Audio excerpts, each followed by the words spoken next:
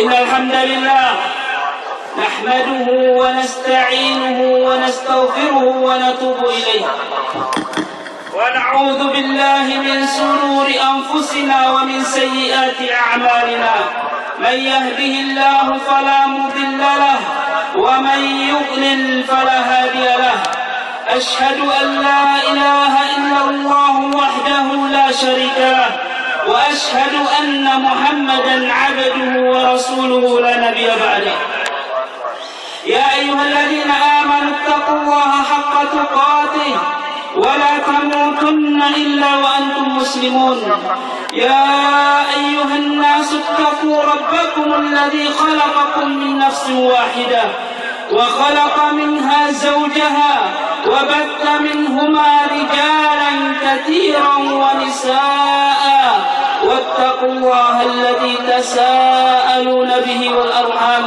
إن الله كان عليكم رقيبا يا أيها الذين آمنوا اتقوا الله وقولوا قولا سديدا يصلح لكم أعمالكم ويغفر لكم ذنوبكم ومن يطع الله ورسوله فقد فاز فوزا عظيما أما بعد فإن أصدق الحديث كتاب الله وخير الهدي هدي محمد صلى الله عليه وسلم وشر الأمور محدثاتها فإن كل محدثة بدعة وكل بدعة ضلالة وكل ضلالة في النار إخوة الإيمان. Tidaklah Allah Subhanahu wa Ta'ala mengumpulkan kita di tanah lapang beratap langit ini sembari mengucapkan Allahu Akbar, Allahu Akbar, La ilaha illallah, Allahu Akbar, kecuali agar kita merasakan keagungan Allah, mengingat kedudukan kita di hadapan Allah, karena tidak lain kita ini hanyalah seorang hamba yang patut dan wajib beribadah hanya kepadanya dengan merendahkan dan menghinakan diri di hadapannya. Allah Subhanahu wa Ta'ala berfirman dalam surat Az-Zariyat ayat yang ke-56, "Wa ma khalaqtul jinna wal insa illa liya'budun." Dan tidaklah aku menciptakan jin dan manusia kecuali untuk menyembahku. Al-Imam Al-Qurtubi rahimahullahu ta'ala berkata, usulul ibadati tadallul wal khudu'. Fondasi ibadah adalah menghinakan dan merendahkan diri serta patuh dan taat. Ikhwatul Islam, tidaklah pagi ini kita dikumpulkan oleh syariat agama kita yang mulia ini kecuali untuk merasakan bahwasanya dulu kita pernah dikumpulkan dalam momen yang jauh lebih besar, dan momen ini kita lupakan. Namun Allah Subhanahu wa Ta'ala tidak pernah melupakan sesuatu, telah mengingatkan kita dalam firman-Nya dan melalui lisan Rasul-Nya sallallahu alaihi wasallam, diriwayatkan oleh Imam Ahmad dan disahihkan oleh Syekh Al-Albani. Rasulullah sallallahu alaihi wasallam bersabda, "Inna Allah akhadha al-mithaqa min dhahri Adam bin Na'man yakni Arafah." Sesungguhnya Allah Subhanahu wa Ta'ala telah mengambil sumpah setia dari anak keturunan Adam di Na'man, yaitu di Arafah. Wa akhraja min sulbihi kulla dhurriyyatin dar'aha. Dan Allah Subhanahu wa Ta'ala telah mengeluarkan seluruh anak Adam dari sulbinya yang Allah Subhanahu wa Ta'ala tanam kepada dirinya. Thumma kallamahum qubula. Kemudian Allah Subhanahu wa Ta'ala mengajak mereka bicara di hadapan mereka. Kemudian Rasulullah sallallahu alaihi wasallam membaca firman Allah di surat Al-A'raf ayat yang ke-172 dan 173. Alastu bi rabbikum. Allah berfirman, bukankah aku ini Rabb kalian? Qalu bala syahidna qalu bala syahidna. Pada saat itu kita semua menjawab, benar, Engkau adalah Rabb kami, wahai Allah, dan kami menjadi saksi yang demikian itu. Antaqulu yaumal qiyamati inna kunna an hadza ghafilin.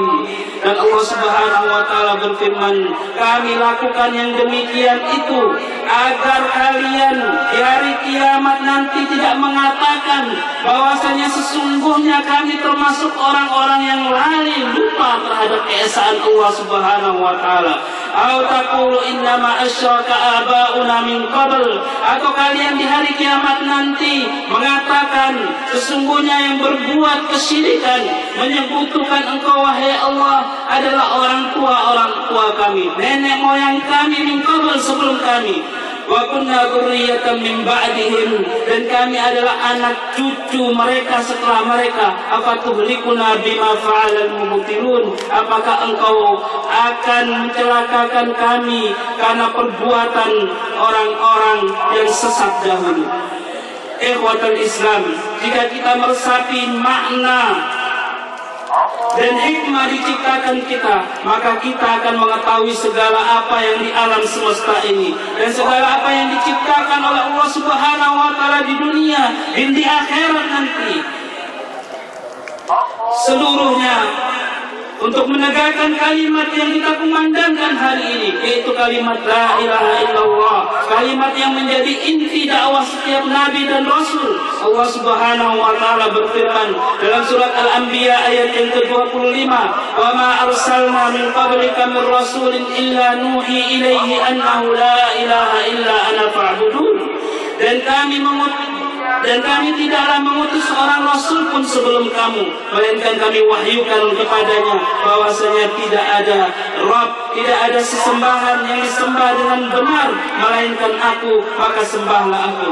Ikhwatul Islam, bahkan guna menggambarkan keagungan kalimat yang mulia ini, dalam hadits qudsi Rasulullah sallallahu alaihi wasallam bersabda yang diriwayatkan oleh Imam Ibnu Hibban dan Imam Al-Hakim, qala Musa ya Rabb, 'allimni syai'an udzakkiruka wa ad'uka bih.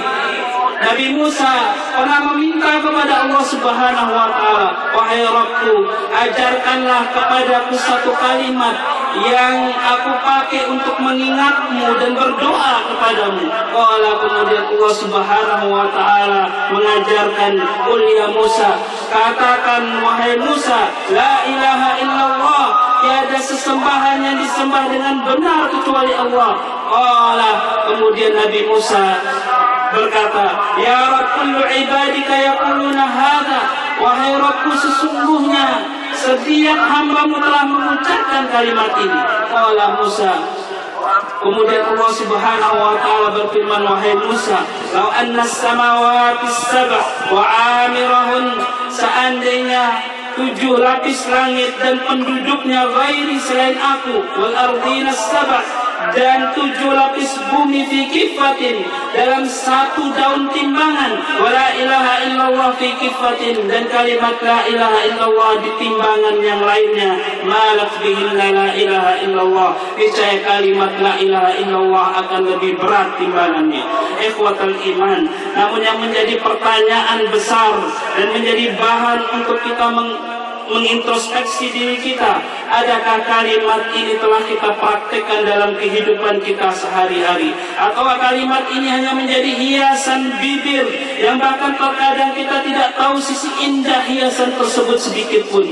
Tahukah kita, ikhwatul Islam, bahwa kalimat la ilaha illallah mengharuskan kita menjauhkan diri dari sesembahan-sesembahan selain Allah, tidak memperuntukkan ibadah kecuali hanya kepada Allah, dan kita hanya boleh bergantung kepada Allah, berdoa dan memohon perlindungan hanya kepada Allah. Ikhwatul iman, jika kita ingin menjadi orang yang benar-benar mengagungkan kalimat la ilaha illallah sebagaimana kita mengagungkannya secara harfiah pada hari ini, maka mari kita yang memiliki jimat, baik berupa raja, foto tokoh-tokoh tertentu maupun coretan-coretan ayat tertentu yang dipotong-potong atau ditulis terbalik sehingga menghancurkan maknanya, bahkan terkadang seperti melecehkan ayat-ayat firman Allah Subhanahu wa taala. Jimat-jimat seperti ini harus kita ganti dengan rutinitas membaca zikir pagi petang, zikir setelah salat, zikir sebelum tidur yang diajarkan Rasulullah Sallallahu Alaihi Wasallam dalam hadis-hadis yang sahih, dan zikir-zikir yang lainnya yang dapat menjaga kita. Karena segala macam jimat termasuk menyekutukan Allah, sebab pemakainya telah bergantung kepada selain Allah Subhanahu wa Ta'ala. Mari kita pelajari doa-doa yang diajarkan Rasulullah Sallallahu Alaihi Wasallam dalam hadis-hadis yang sahih, sehingga hati kita tidak terpaut pada jampi-jampi dan mantra-mantra yang terkadang kita tidak pahami maknanya. Bahkan di dalam sebagian jampi dan mantra terdapat permohonan kepada jin-jin tertentu yang tentu saja ini tergolong sebagai kesyirikan, menyekutukan Allah karena pelakunya telah berdoa kepada selain Allah. Rasulullah Sallallahu Alaihi Wasallam bersabda dalam hadis yang diriwayatkan oleh Imam Ahmad, Imam Abu Daud, Imam Ibnu Majah, Imam Ibnu Hibban dan Imam Al-Hakim, innamar ruqa wat tama'imi wat tiwalat asyirk. Sesungguhnya jampi-jampi, jimat-jimat dan pelet itu termasuk perbuatan syirik. Sama halnya dengan orang-orang yang bersimpuh di depan makam-makam yang dikeramatkan, merendahkan diri sembari berdoa meminta kepada para penghuni kubur. Perlakuan seperti ini sangat jelas menyekutukan Allah. Inilah perilaku yang mengundang laknat Allah Subhanahu wa Ta'ala, membuat Allah melaknat orang-orang Yahudi dan Nasara. Rasulullah Sallallahu Alaihi Wasallam bersabda dalam hadis yang diriwayatkan Imam Bukhari dan Imam Muslim, ulaika qaumun idza mata fihimul abdus salih. Mereka adalah orang-orang kaum yang jika meninggal di tengah mereka seorang hamba yang saleh, awir rajul saleh, atau laki-laki yang saleh, banu ala qabrihi masjidah. Mereka membangun di atas kuburan orang saleh tersebut masjid, wasawwaru fihi tilka suwar, dan mereka membuat replika-replika. Ulaika syirarul khalq. Mereka ini adalah seburuk-buruk makhluk indallahi yaumil qiyamah, di sisi Allah pada hari kiamat nanti. Rasulullah Sallallahu Alaihi Wasallam juga bersabda dalam hadis yang diriwayatkan Imam Bukhari dan Imam Muslim, la'natullahi 'alal yahudi wan nasara ittakhadhu qubur anbiya'ihim masajid. Laknat Allah atas orang-orang Yahudi dan Nasara. Mereka telah menjadikan kubur-kubur Nabi mereka sebagai tempat ibadah. Mereka, orang Yahudi dan Nasara, terlampau berlebih-lebihan menyikapi orang-orang soleh dan para wali di tengah mereka, sehingga mereka menjadikan orang-orang soleh di kalangan mereka sebagai perantara antara mereka dan Allah. Oleh karena itu, jika kita datang berziarah kubur, ikutilah tuntunan Rasulullah Sallallahu Alaihi Wasallam dalam ziarah kubur. Ucapkanlah salam pada para penghuni kubur sebagaimana yang diajarkan baginda Rasulullah Sallallahu Alaihi Wasallam, dan jangan bersikap berlebih-lebihan dengan meminta sesuatu kepada mereka atau beribadah dan berdoa di sisi kuburan mereka untuk mengagungkan kalimat la ilaha illallah. Jangan kita menguburkan seorang pun di masjid-masjid kita, atau jangan bangun masjid di pekuburan. Takutlah akan laknat Allah yang telah menimpa orang-orang Yahudi dan Nasara akibat sikap berlebih-lebihan mereka. Ikhwatal Islam, hari ini syariat agama kita mengajarkan bahwasanya menyembelih hewan kurban adalah sebuah ibadah. Oleh karena itu, mari jangan termakan rayuan apapun sehingga kita mau ikut-ikutan menyembelih kerbau atau sapi di pantai Ampenan atau pantai-pantai yang lainnya, atau ikut menonton acara-acara kesyirikan seperti ini, atau menonton upacara ibadah agama lain. Ibadah kurban hanya boleh untuk Allah, tidak boleh diperuntukkan kepada selain Allah, seperti penunggu tempat-tempat keramat dan jin-jin penghuni lahan-lahan kosong yang belum dibangun. Kurban tidak boleh dipakai untuk mengusir sial sebagaimana yang dilakukan orang-orang yang tidak meresapi kalimat la ilaha illallah yang agung ini, dengan menyembelih ayam yang darahnya ditumpahkan di pondasi rumah atau di atas kendaraan bermotor. Ini semua adalah jenis kesyirikan yang bertolak belakang dengan kalimat la ilaha illallah. Rasulullah Sallallahu Alaihi Wasallam bersabda dalam hadis yang diriwayatkan oleh Imam Muslim dari sahabat Ali radhiyallahu taala anhu, beliau berkata, haddatsani Rasulullah Sallallahu Alaihi Wasallam bi arba'i kalimat.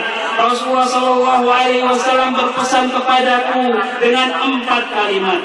la'anallahu man dzabaha li ghairillah. Allah melaknat orang-orang yang menyembelih untuk selain Allah. La'anallahu man la'ana walidayhi, dan Allah melaknat orang-orang yang melaknat kedua orang tuanya. La'anallahu man awa muhdisan, dan Allah melaknat orang-orang yang melindungi pelaku kejahatan dan pelaku bid'ah.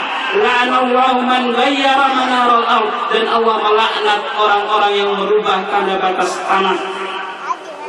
Ikhwatal iman, jadikan nama Rabb kita, lafaz Allah Subhanahu wa Ta'ala, nama-nama Allah yang lainnya sebagai lafaz yang paling agung dalam hati kita, yang tidak bisa disaingi oleh nama siapapun, sehingga kita ketika kita bersumpah, yang keluar dari lisan kita adalah sumpah atas nama Allah, sebab sumpah atas nama selain Allah adalah kesyirikan. Rasulullah sallallahu alaihi wasallam bersabda dalam hadis yang diriwayatkan oleh Imam Ibnu Abi Hatim, "Man halafa bi ghairillahi faqad kafara aw asyrak." Barang siapa yang bersumpah dengan menyebut nama selain Allah, maka sesungguhnya dia telah kafir atau musyrik.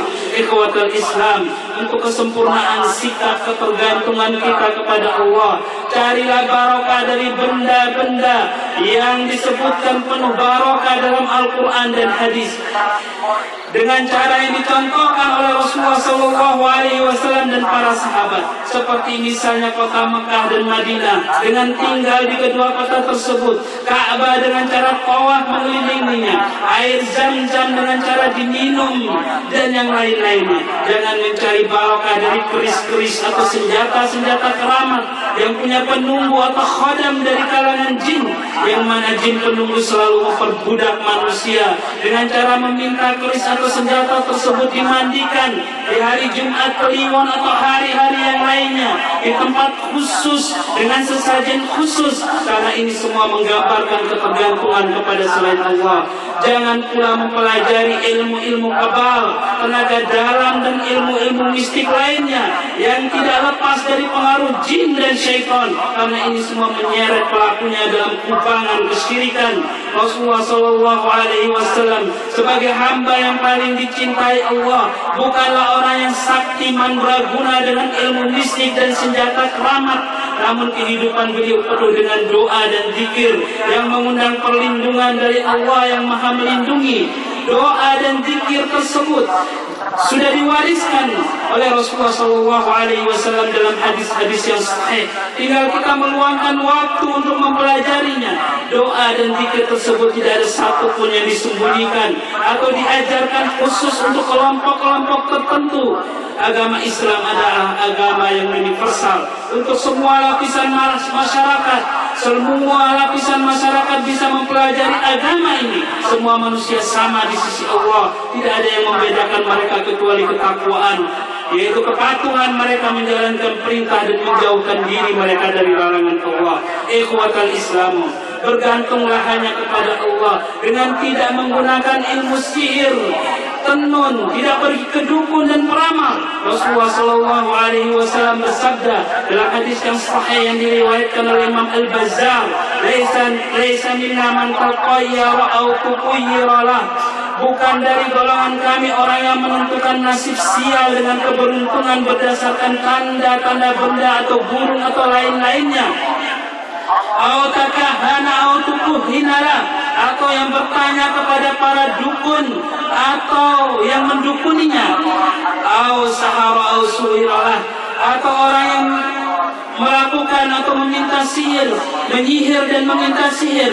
Waman atakahinan fasaddaqahu bima yaqul faqad kafara bima unzila ala Muhammad. Barang siapa yang mendatangi dukun dan mempercayai apa yang dukun ucapkan, maka sesungguhnya dia telah kufur terhadap apa yang diturunkan kepada Nabi Muhammad. Ikhwatul Islam, dan jangan pula kita mengobati penyakit dengan ilmu sihir dan tenun, jampi-jampi yang mengundang jin dari para dukun. Rasulullah SAW bersabda dalam hadis yang diriwayatkan oleh Imam Ahmad, ketika ditanya tentang pengobatan dengan menggunakan sihir, beliau menjawab, "Hiya min amali syaitan." Ini adalah pekerjaan syaitan. Cukuplah Al-Quran sebagai obat penyakit kita. Selain obat kimia, obat herbal, Allah Subhanahu wa taala berfirman dalam surat Al-Isra ayat yang ke-82, "Wa nunazzilu minal Qur'ani ma huwa shifaa'un wa rahmatun lil mu'minin wa la yazidudz zalimina illa khasara." Dan kami turunkan dari Al-Quran sesuatu yang menjadi obat dan rahmat bagi orang-orang yang beriman, dan Al-Quran itu tidaklah menambah kepada orang-orang yang zalim selain kerugian. Semua orang dapat menggunakan Al-Quran sebagai obat dengan cara membaca sendiri ayat mana saja dalam Al-Quran, terutama surat Al-Fatihah di tempat-tempat yang sakit, walaupun boleh meminta tolong kepada orang lain untuk membaca Al-Quran bagi siapa saja yang sakit akibat jin maupun bukan gangguan jin. Namun berhati-hatilah memilih orang, karena banyak orang yang berkedok agamais namun mengobati dengan bantuan jin, yang pada akhirnya menjerumuskan kita dalam kesyirikan dan menipu harta benda kita dan bahkan merampas kehormatan wanita-wanita kita. Ikhwatal Islam, dengan kalimat la ilaha illallah yang kita kumandangkan hari ini di tempat kita berkumpul ini, saya hendak mengajak hadirin sekalian membayangkan keadaan kita nanti ketika kita nanti dikumpulkan di padang mahsyar. Adakah kesombongan di dunia yang selama ini membusungkan dada kita bermanfaat? Adakah nanti teman-teman dan tetangga, kerabat yang selalu kita turuti kesesatannya dapat menyelamatkan kita dari murka Allah? Sekali-kali tidak. Bahkan Rasulullah SAW bersabda dalam hadis yang diriwayatkan oleh Imam Bukhari kepada Fatimah putri beliau, "Ya Fatimah binta Muhammad, salini ma syi'ti min mali."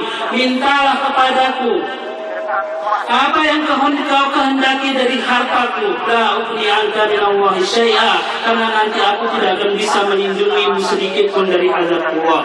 Allah Subhanahu wa taala berfirman dalam surat Maryam ayat yang ke-94 dan 95, "Laqad ahsahum wa 'addahum 'adda." Sesungguhnya Allah telah menentukan jumlah mereka dan menghitung mereka dengan hitungan yang teliti. Tidak ada satupun kita yang bisa lepas dari hitungan Allah. Wa kulluhum atihi yaumal qiyamati farda, dan tiap-tiap mereka akan datang kepada Allah pada hari kiamat nanti dengan sendiri-sendiri. Di akhir khutbah ini, sebagaimana Rasulullah SAW mengingatkan wanita-wanita muslimah di akhir khutbah Id beliau, izinkan saya menyampaikan pesan kepada saudari-saudari saya seiman. Bertakwalah kepada Allah, tutuplah aurat kalian dengan busana muslimah, hiasi jiwa kalian dengan akhlak yang baik, berlomba-lombalah menuju takwa Allah, karena kehidupan dunia ini sangat singkat. Bersiaplah untuk akhirat kalian dengan ibadah dan sedekah. Jangan berlomba-lomba menumpuk-numpuk harta dunia berupa uang, emas, kalung, cincin, permata. Bersikaplah lemah lembut kepada anak-anak kalian. Jadilah pendidik yang baik untuk anak-anak kalian, dan bekalilah diri kalian dengan ilmu agama, agar generasi penerus umat ini mempunyai pegangan yang kokoh dari firman Allah dan sabda Rasulnya. Betapa banyak tokoh Islam lahir dari kesabaran dan kegigihan seorang wanita. Sebut saja mereka yang menjadi yatim di usia anak-anak seperti Imam Syafi'i, Imam Ahmad dan yang lain-lainnya. Rasulullah SAW bersabda dalam hadis yang diriwayatkan disepakati kesahihannya oleh Imam Bukhari dan Imam Muslim, "Kullukum ra'in wa kullukum mas'ulun an ra'iyati." Setiap kalian adalah pemimpin dan setiap kalian akan ditanyai tentang apa yang ia pimpin. Al-amiru ra'in, seorang penguasa adalah pemimpin. Warrajulu ra'in ala ahli baiti, dan seorang laki-laki adalah pemimpin dalam keluarganya. Wal mar'atu ra'iyatun ala baiti zawjiha wa waladi, dan seorang wanita adalah pemimpin atas rumah dan anak-anak suaminya. Ikhwatul iman, saudari-saudari saya yang dirahmati Allah Subhanahu wa taala, mari bukalah ke-8 pintu surga dengan apa yang disabdakan oleh Rasulullah SAW yang diriwayatkan oleh Imam Ibnu Hibban. إذا صلت المرأة خمسها وصامت شهرها وحفظت فرجها وأطاعت زوجها قيل لها ادخل الجنة من أي أبواب الجنة شئت. Jika seorang wanita sudah sholat 5 waktu dan berpuasa di bulan Ramadan dan menjaga kehormatannya, kemudian mentaati suaminya, maka akan dikatakan bagi dia di hari kiamat nanti, masuklah engkau ke dalam surga dari pintu mana saja yang engkau sukai. Jadilah wanita-wanita yang menjadi penduduk surga di kemudian hari, sebagaimana sabda Rasulullah sallallahu alaihi wasallam yang diriwayatkan oleh Imam Baihaqi, nisa'ukum min ahlil jannah, wanita-wanita kalian yang termasuk penduduk surga, al-wadudul a'ud, yaitu wanita-wanita yang lemah lembut, al-a'ud ala zawjiha, yang suka minta maaf kepada suaminya. Akhirnya mari kita berdoa kepada Allah Subhanahu wa taala di hari yang mulia ini. Semoga Allah Subhanahu wa taala mengabulkan doa kita semuanya. Allahumma shalli ala Muhammad wa ala ali Muhammad kama shallaita ala Ibrahim wa ala ali Ibrahim innaka Hamidum Majid. Wa barik ala Muhammad wa ala ali Muhammad kama barakta ala Ibrahim wa ala ali Ibrahim innaka Hamidum Majid. Allahumma a'izzal Islam wal muslimin. Ya Allah, muliakanlah Islam dan orang-orang muslim, wa adillah syirka wal musyrikin, dan hinakanlah kesyirikan dan orang-orang musyrik. Allahumma aminna fi awtanina. Ya Allah, berikanlah kami rasa aman dan tentram di negeri kami. Wa aslih a'immatana wa ulata umurina, dan perbaikilah para pemimpin kami. Wa dullahum ala tauhid, dan tunjukilah mereka kepada tauhid, mengesahkan Engkau, wa attiba'i sunnati nabiyyik, dan tunjukilah mereka untuk mengikuti sunnah Nabi-Mu. Allahumma hujjajana min kaidi syi'ati wa makrihim. Ya Allah, jagalah jamaah-jamaah haji kami dari rencana-rencana busuk orang-orang Syiah dan tipu daya mereka. Wa'idhum ilaina salimina aminin, dan kembalikanlah mereka kepada kami dengan rasa aman dan selamat. Allahumma hfadz biladana min kaidil kuffari was Syiah. Ya Allah, selamatkanlah negeri kami dari rencana busuk dan tipu daya orang-orang kafir dan Syiah. Wahfadz ikhwanana al-muslimin ad-du'afa, dan jagalah saudara-saudara kami sesama muslim yang lemah khususnya di Suria, di negeri Suria, wa fil Iraq, di negeri Irak, wa fil Yaman, di negeri Yaman, wa fil Libya, dan di negeri Libya, min makril kuffari was Syiah, dari rencana-rencana dan kejahatan orang-orang kufar dan Syiah. Allahumma aminna yawma tahsyuru ibadah. Ya Allah, berilah kami keamanan pada hari Engkau mengumpulkan hamba-hamba-Mu di padang mahsyar. Waghfir lana dzunubana wa qina adzabannar, dan ampunilah dosa-dosa kami dan lindungilah kami dari azab neraka. Rabbana atina fid dunya hasanah wa fil akhirati hasanah wa qina adzabannar. Subhana rabbika rabbil izzati amma yasifun, wa salamun alal mursalin, walhamdulillahi rabbil alamin. Wassalamu alaikum warahmatullahi wabarakatuh.